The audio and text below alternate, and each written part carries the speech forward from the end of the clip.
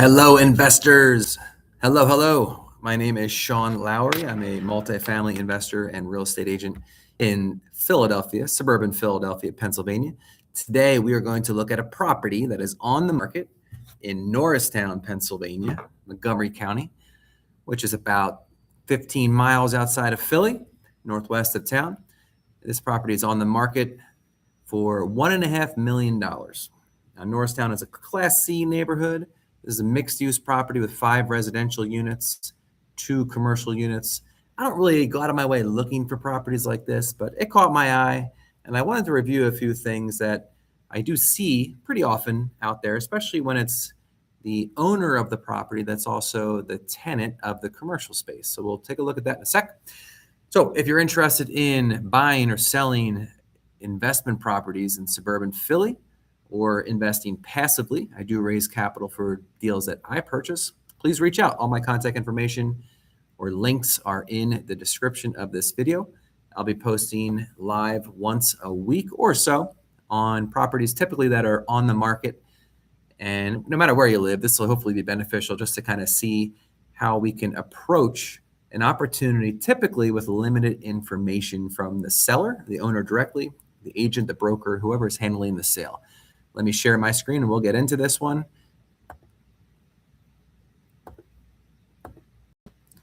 All right, let me switch to full screen and zoom in so you can actually see this at all.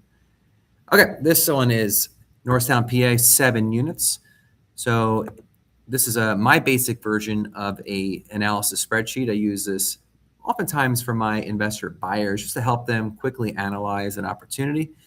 I do want to go through the more robust version I have for syndications. Just didn't have one that I picked out for today, so we'll go through this one. All right, this one, 7 units. You can see there's commercial space on the ground level.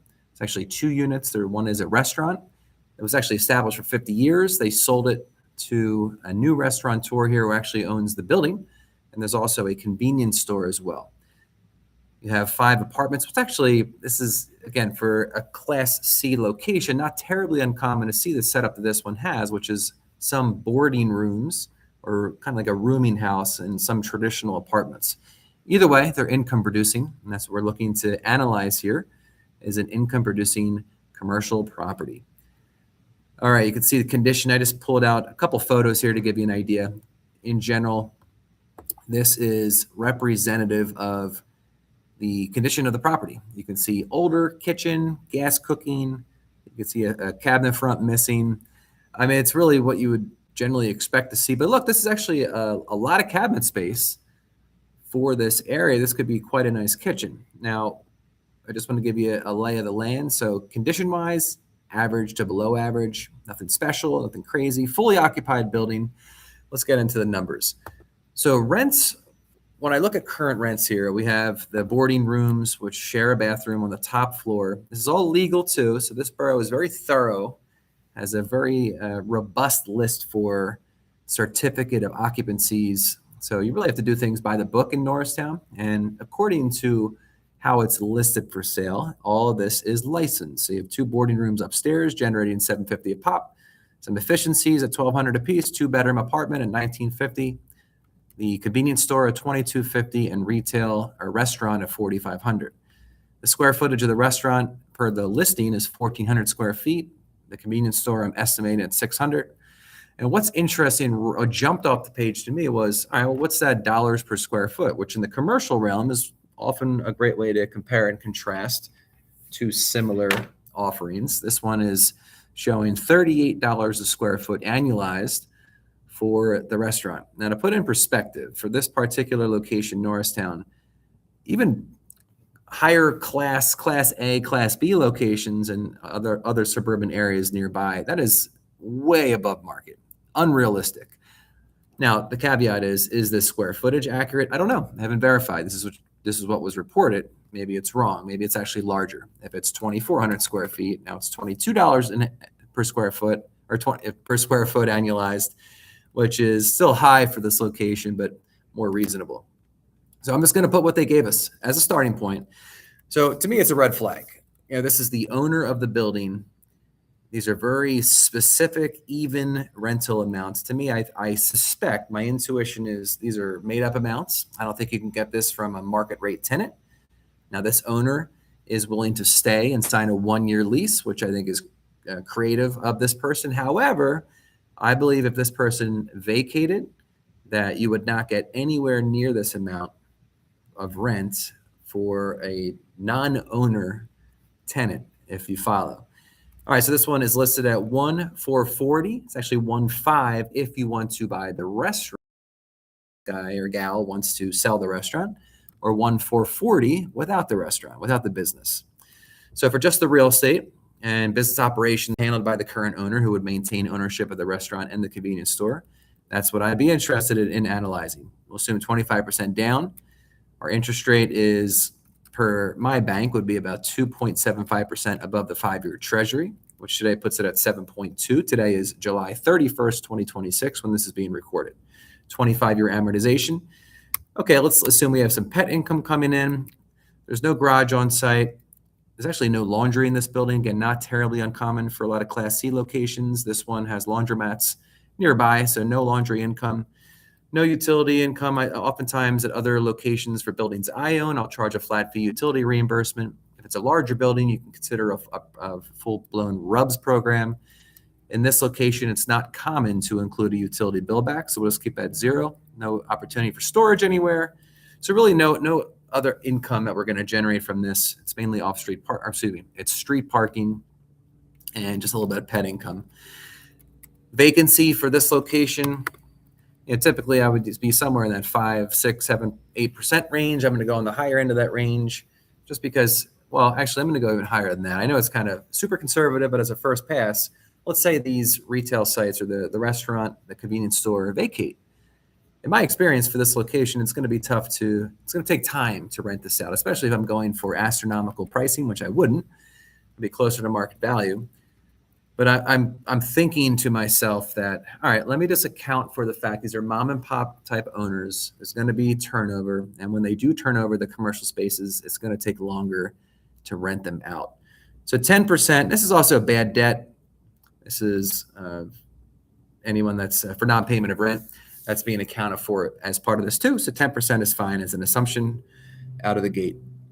All right, down here, I put what I got from the agent that has this listed from the owner. And you can see we have the rent roll, which I included above. Property insurance, $7,400. Their water, they're saying $40 per month. In my experience, for the buildings I own, I'm seeing more like $50 to $65 per unit per month. So I'm going to adjust that in my assumption. Not to say that the owner is misleading, but they're clearly, in my opinion, using an average or an assumption of $40 is way too even of an amount. Well, I'm going to go with my experience. That'll be actually a much lower amount than what I experienced today for most or all of my buildings. Sewer, I'll trust that figure. Property taxes, this doesn't align with my analysis of the taxes. It's higher than what I think. So I'll just have to make a note to inquire about that. Utilities and common areas for the house electric, some lawn care, snow removal, things like that, and repairs. All right, let's go into what we think it's going to look like to operate this building. Okay, water and sewer. I'll just punch over here. Let's say $60 per unit. Now that should just be, I mean, it's interesting. I guess so for this area, for an older building like this, you're going to have a single water meter, typically. So even though there's a restaurant there, now I could be wrong. This might actually have it separated, but it's very rare. Usually, there's a house meter, and the landlord, the owner, pays this. So, but with a restaurant, the water bill could actually be substantially higher. So actually, I'm going to punch us up to the top end of the range I experience on my other residential multifamily buildings. I've never owned a building with a restaurant, so I'm not sure what that would actually look like. So again, just as a first pass, let's use that. Take that out. It's from a previous analysis. Insurance nowadays, I'm getting quoted $800 to $1,200 per door, say $1,000. Repairs, maintenance, and turns. I mean, I'm usually for turnovers, I'm experiencing about $1,150 to $1,250 between paint, carpet cleaning, deep cleaning, things like that. Obviously, it varies. Some need more, some need less. And repairs and maintenance might go $750 or $650 to $950 per door. And for this one, for an older building and a Class C location, I'll assume, and I'm going to call it 950. That spits out 6650, which is probably even a little bit low, but let's keep that for now. Leasing fee. So if you have an agent or a property manager that's leasing these units out for you, what are they charging? Especially for commercial space. You know, the commission on a commercial unit might be different than just half a month's rent on a residential unit. I'll just put 50% in there for now. And oh, that didn't carry over, so got to update that formula. Okay, and that assumes, let's see. Oh, that's the turnover rate. I should know my own spreadsheet, shouldn't I? Let's assume a quarter of the units turnover any given year. Actually, no, with one bedrooms and or efficiencies and boarding rooms, maybe even more than that. So let's say 30%. You get the idea. All right, trash. I'm not sure if taxes are paid or taxes, the real estate taxes include trash. I believe they do, so I'll leave that blank. Municipal charges, I think it's a $100 fee plus there's a flat fee. I think it's $110 for the commercial spaces. It's going to be somewhere around 550 bucks or so each year for this borough. Actually, let's call it 500. All right, and then for lawn care, there's only a little sliver of grass on the side and some bushes, a little garden, a little sliver of grass here. This grass over here is owned by the commercial building next door, but there is yard to cut. Now, would the commercial tenant be responsible for that? Maybe. The owner owns the commercial space now or uses that commercial space now. They probably do it themselves. If I was going to, I'm not going to be cutting my own grass, I'll tell you that. So I'm going to be hiring this out, either peg it on the commercial tenant or have a landscaper tackle it. It's a very small amount, but you know, nowadays there's usually a minimum charge you're going to pay. Let's call it 45 bucks for, you know, pulling the weeds and cutting the grass over 24 cuts. Snow removal. This probably I would put on the commercial tenant. I'd have them do the sidewalks, but let's say the commercial space is vacant. Someone's got to pay someone to do that. I'm not going to do it myself. So I'm going to say this will cost me about 200 bucks to have somebody shovel and salt the sidewalks 7 times a year. Pest control, I just put something there. A lot of my leases will indicate it's the tenant's responsibility, at least after a certain number of days. The commercial tenant would surely be responsible for their own pest control. So I just want to have something there, maybe for exterior pest control. Janitorial, there's going to be some common space in this, but for the size of this building, I'm just going to go ahead and keep it 0. Spring cleaning, just to trim the bushes, pull some weeds, call it 150 bucks. All right. So where's that put us? Let's keep going down the list here. So taxes, I estimated down here. I'm moving quick today, just it's Friday and I want to go home. So bear with me. Hopefully you're following along. All right. So one thing I do is I take a quick look at, hey, what's the property assessed for in this part of the world, this part of the country. This county has not been assessed for 30 plus years. So it's not assessed every year like some areas are. It's not reassessed after a property settles. They take the assessed value from the last countywide reassessment and they make an adjustment for an assumption of how values have trended since that point in time. So you multiply the assessed value times the common level ratio of 3.36. That gets a fair market value in the eyes of the county taxing authority of 878. Now I look at, what am I paying for this? Is there risk that the school district could actually appeal the assessment of this property if I pay a lot more than the county thinks it's worth? And that does happen. Usually the threshold, it's going to vary, but it could be $250,000 or $200,000, $300,000, thereabouts.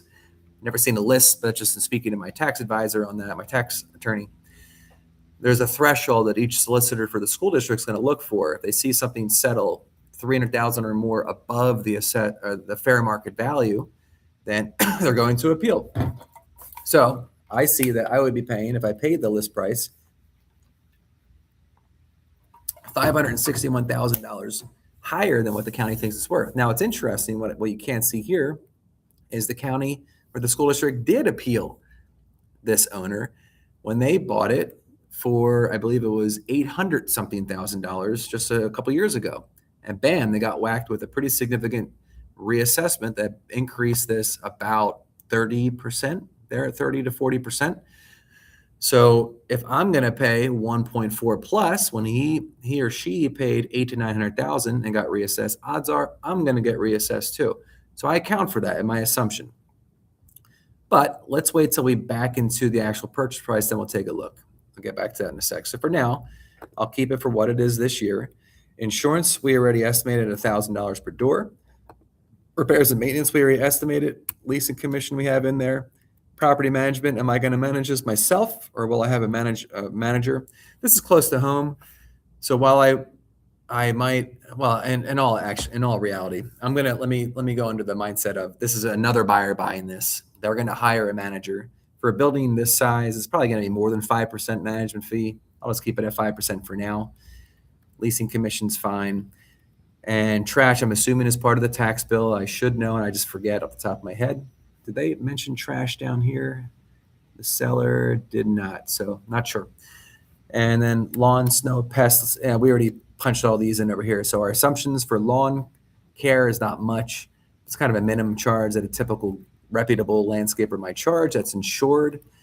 Could be 35, could be 40, but you get the gist. Just want to be conservative as a first pass. Township license. Where did $3,500 come from? That's the next question in life. I must have done something wrong here. 500 times. Oh, we're doing per door here. So I want it to be $500 total. So let me just see if I can go to 100. Let's go to 75, 525. It's about right. Okay. And lawn, snow, pest, janitorial, it's all there. All right, so total annual expenses. The owner reported $43,000, although the property taxes were kind of wonky. I'm not sure why. I have to look into that. I'm reporting $48,000. I look at the expense ratio. So your total operating expenses as a percentage of your revenue should be, in my experience, for older buildings. I don't own anything in this particular municipality, but I'm usually 36 to 42% expense ratio. In this case, 35% feels a little bit low. Let me take another quick look. Oh, here we go. I forgot the heating bill. So it doesn't specify here. It just says utilities.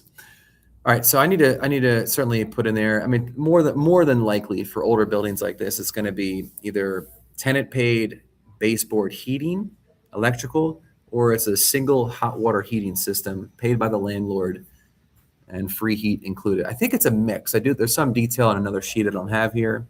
I think some of the units have electric baseboard, but the majority have. I think it's that top floor that was recently converted into the rooming house. So I need to put something here for heat. Now, for a building like this, it's probably going to run $300 to $500 a month in the cold months to run heat. Maybe couple $100 for the warm months. Put it all together, say $300 on average, or probably $3,600. Your house meter for this building might be $100 a month, $75 a month, another $1,200. So yeah, sorry for my back of the napkin math here, but let's call that about $4,500. All right, so our expense ratio, again, it's an estimate, but it's just a starting point. Expense ratio of 38%, assuming we have a manager in place and we're paying somebody to lease it. If we weren't, that'd be a lower number. So it's within reason of what I would expect for something like this. Down here, we're thinking, all right, well, what do we want to set aside for future capital improvements? What repairs do we know we need to make to the building? I don't know. Haven't been through it. I could tell it's dated. But again, for this location, it's not terribly uncommon. I'd rather paste them all together. But you're going to have some things that need to be done, of course. So I'm going to put in here that I'm going to set aside $35,000. Again, I have no clue. If the boiler's from 1970 and the roof is 20 years old, I'm going to have to, but just as a first pass. And what this sheet calculates is, all right, well, what's our cash on cash return? Assuming 25% down payment, this does factor in estimate of closing costs, our rehab and reserves that we're going to want to fund this building up front. We are estimated to put $450,000 into the building to lose 2%. So needless to say, I'm not getting out of bed to lose 2%. So why is that? Well, even with these questionable commercial, now I don't have a copy of the leases, so maybe they're legit, but I know if the seller or the listing is specifying that the seller wants to, you can either buy the business itself. Well, this person probably wants out. So I think there's a manufactured commercial rents that are in place way above market for this location. Not to mention even better higher class locations is way above market. So that's suspicious. You have to have the aptitude to want to take on boarding houses. This could have higher turnover. You have efficiencies, two rooms, two efficiencies. Which basically are just open spaces where you put a bed. It's not a separate bedroom. A 2-bedroom, and I looked at comps in the area. The highest 2-bedroom I found was a 1750. This one's listed at 1950. I'm not sure if this is any type of housing voucher program. Either way, the whole thing just seems a little suspicious, questionable. I really want to, as part of my due diligence, before I would ever even make an offer, get my hands on a copy of the leases to verify these. But I'm feeling these are a little out of whack with reality. At least this wouldn't be consistently reliable over time. With that said, that's what's reported. That's what we're putting in here. We have a negative return. So let's see, what price do we need to get to for this to start generating a return? At 1.2 million, I'm at 1.5% cash on cash. My cap rate's at 7%. At 1 million, I'm at an 8.3% cap and 5.8% cash on cash. I'm probably getting closer. Now, this owner paid in the 8s not too long ago. So me paying closer to 1 probably makes a little more sense, but I'm still not comfortable with these rents. It sounds like they added the the rooming houses up top for added income, but still projected. If I was projecting this, I probably would think more like 1,000 and more like 2,000, something like that. And now I'm back to a massive negative return. So long and short is, this does not seem like a compelling investment opportunity to my eyes. Obviously, your assumptions could be different than mine, but that is a quick analysis of this 7-unit property in Norristown. Hey, if you're interested in this, it's July 31st, 2026. So if you're seeing this a year from now, probably going to be off the market. But if there's anything I could do to help you with selling an existing property, if you're looking to invest passively or you want to buy, please reach out. Thank you for following. All the best in your investment journey.